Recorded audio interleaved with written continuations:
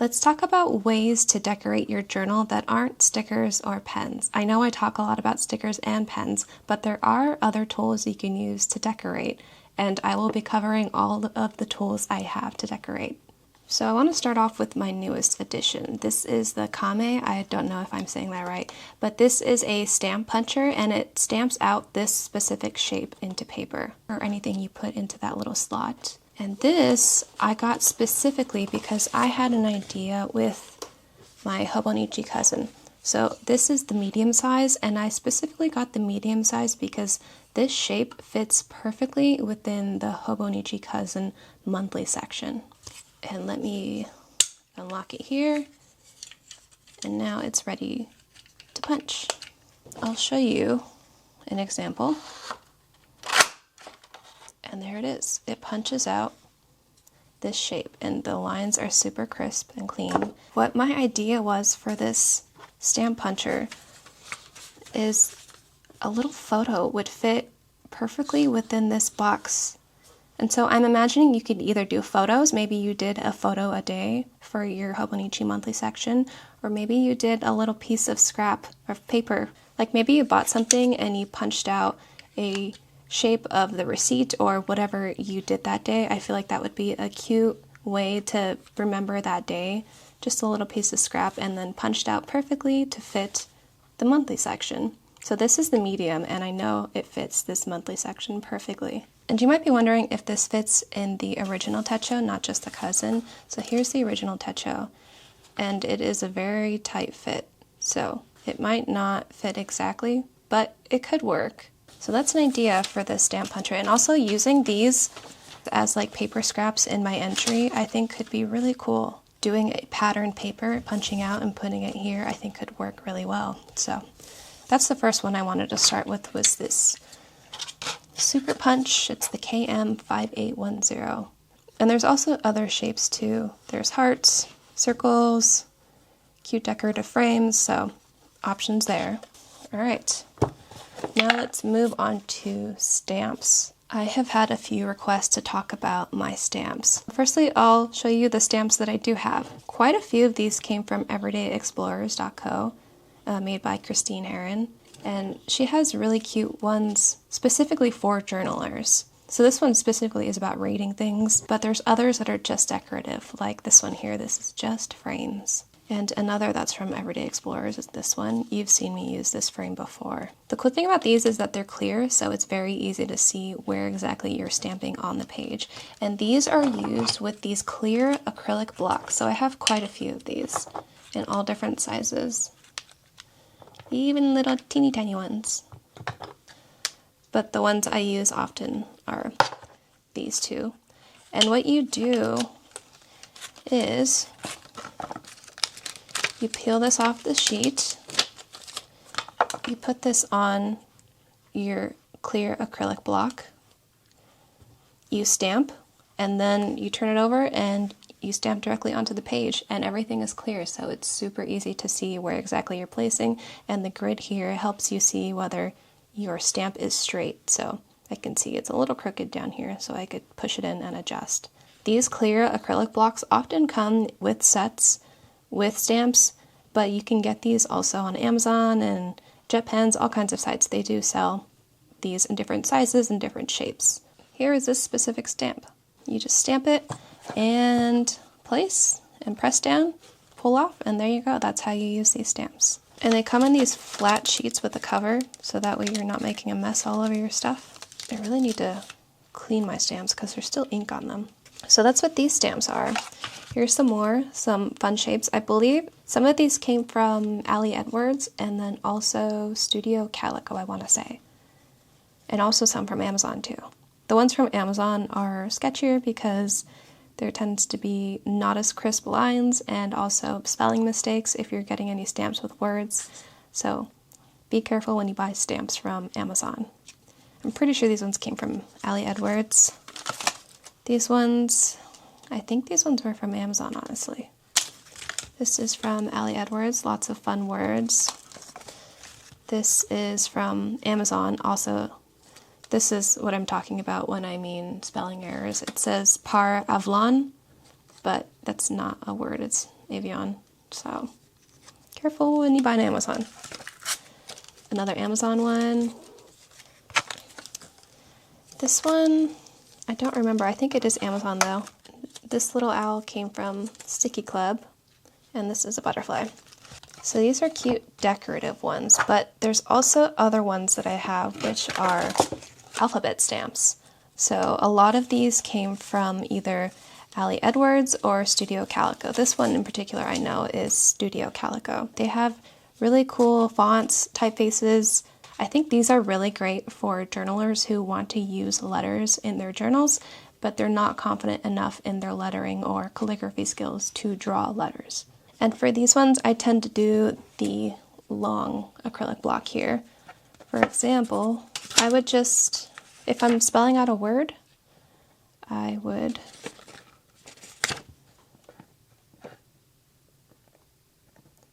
place it like this. And I would use the grid to help me align them to make sure that they're straight. You'll notice that they're reversed, so that way when you stamp down like this, they'll be the proper orientation. So when you're placing these, you have to go in reverse, so from right to left instead of left to right, and then all of the stamps themselves are also reversed. And you might be wondering, what do you do if you have to use a letter twice?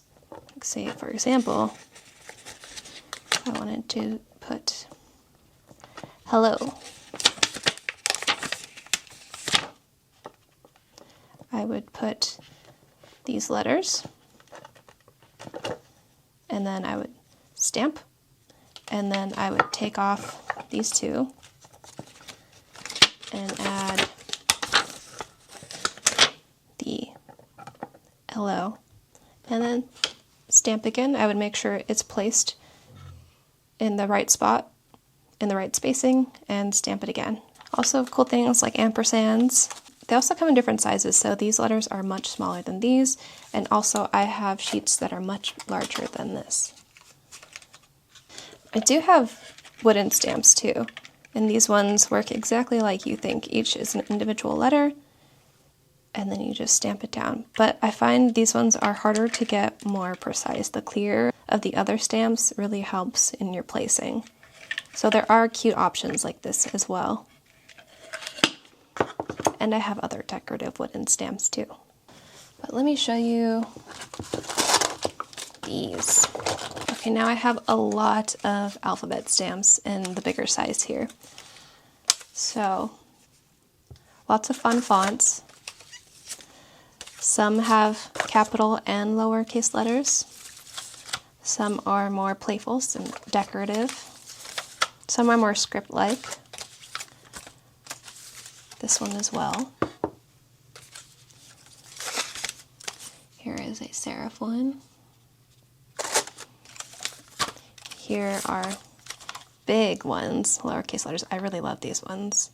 And even though I like to draw my letters now a lot lately, I still love using these because drawing straight, crisp letters sometimes isn't what I want to spend my time doing. And so these alphabet stamps are a great way to get clean, crisp letters in your journal entries without having to spend the time drawing them.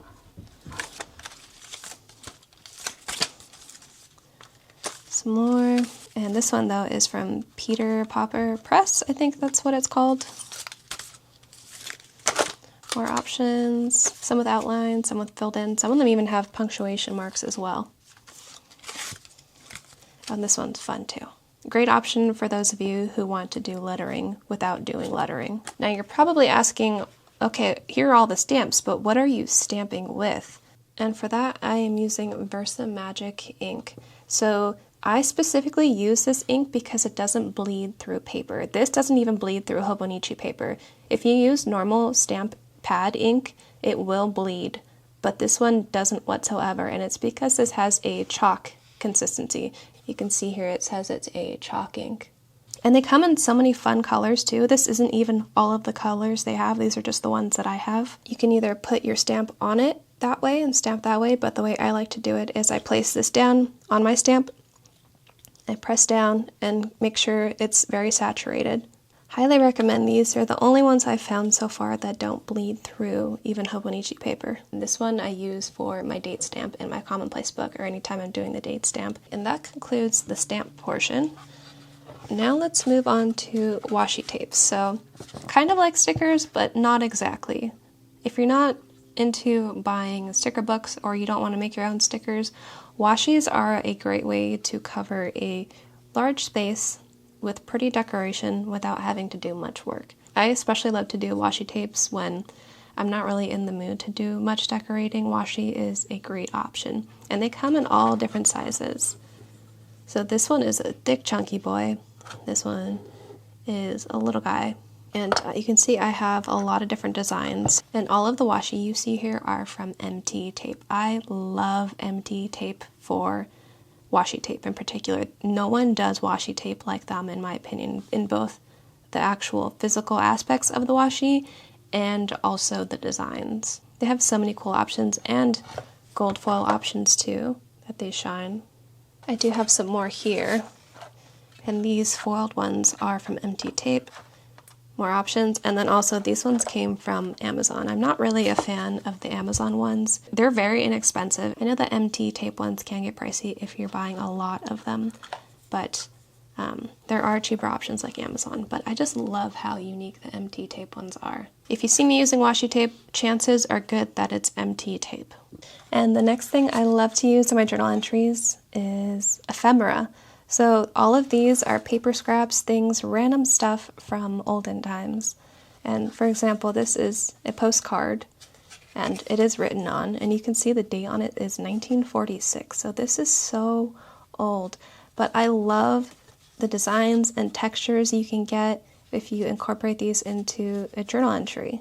And it's just like the history behind it too. It's so cool using old stuff. Like, that's wild that this was actually sent to someone all of those years ago. Some other things, receipts.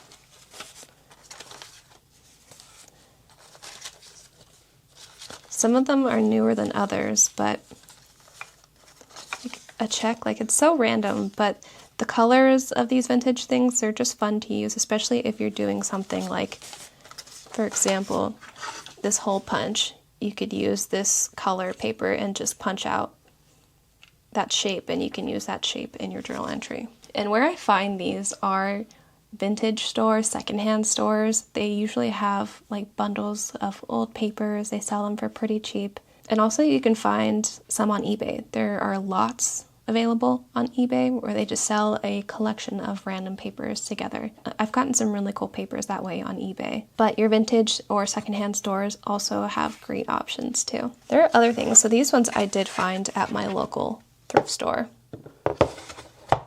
This one is a postcard booklet. You can see how old these are, and this paper feels so old too, but I have used these in journal entries. I think actually I have an example here. Yep, this one. So this came from this booklet. So that's a unique way to incorporate old things, vintage stuff into your journal entries. Another cool one. I haven't gotten around to using this one, but I definitely want to use these. They're just beautiful. And even this, like, these were old study cards for a university class. I found these at my thrift shop. And it's a lot of art and architecture. And I actually did use one of these. I used one of these in this entry. So I just cut this up and kept the caption here and used it as a journal entry. That's all on ephemera. Now let's go to paper scraps. Anytime you're cutting up paper, save the scraps, even if it's a little tiny piece.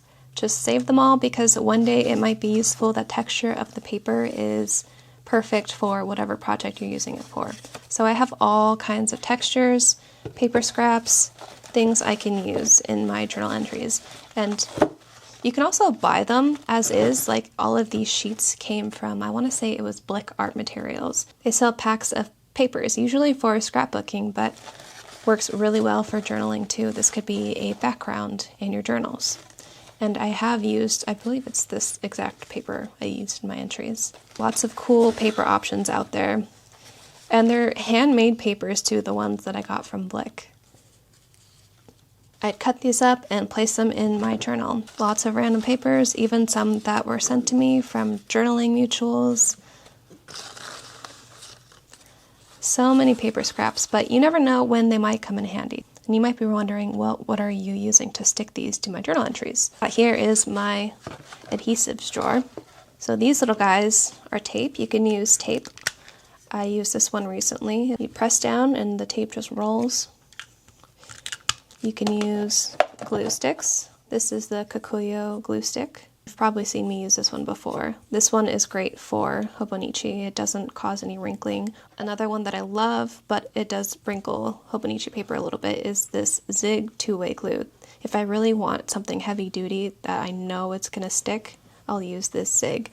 And these two are new ones that I just got, but I haven't tried them yet. I'm not sure how well they work, but I saw great things about them, so these are another adhesive option. So yeah, these are all of my adhesives that I use to stick ephemera and scrap paper into my journals. Oh, and also another scrap thing that I got from Blick. They have pre-cut letters too. So if you don't want to do alphabet stamps, you can do alphabet paper cutouts. And they're a bunch of random letters in different paper textures. So that's another fun way to get letters in your journal. It's kind of cheating because these are technically stickers, but things like Post-it notes, and even though only a part of it is sticky, you can glue the rest of it down. I found a lot of these on Amazon. Some more patterns here. Here's an example of using these. So I did this one, and this one. They're great for little sections of text if you want to write on them. Although I don't recommend fountain pens on these because the paper will feather and bleed. So use gel pens or something else. And I guess actually this is the last thing I want to mention. Technically also a sticker, but it's photos. So this is the Canon SELPHY QX20. It's a printer. Prints photos on sticker paper. So you don't have to get a big printer, and it's very portable. You can take it with you. I really love this little printer. I used it a lot last year, actually. Before I got my current printer and using my current printing process, this is what I used last year. Like for example, this is printed on this little printer. The paper is glossy though, so you can see that gloss here. This is printed with this little guy. Also, these were all printed and cut out with scissors. I used this a lot last year, and I really recommend this if you don't want to commit to having a big printer. These are all of the non-sticker, non-pen tools that I use for my journaling.